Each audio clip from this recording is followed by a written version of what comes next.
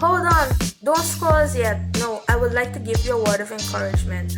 This word comes from Isaiah 49:13. It says, "The Lord comforts his people and will have compassion on his afflicted ones." So if you're feeling like if you're needing love today and you feel like no one else is there for you to comfort you, you don't have to rely on people to comfort you all the time. Remember that God said in Jeremiah 49:13 that the Lord comforts his people and will have compassion on his afflicted ones. So even though you feel broken right now, remember that he is always there to comfort you. Just call on the name Jesus and ask him to comfort you.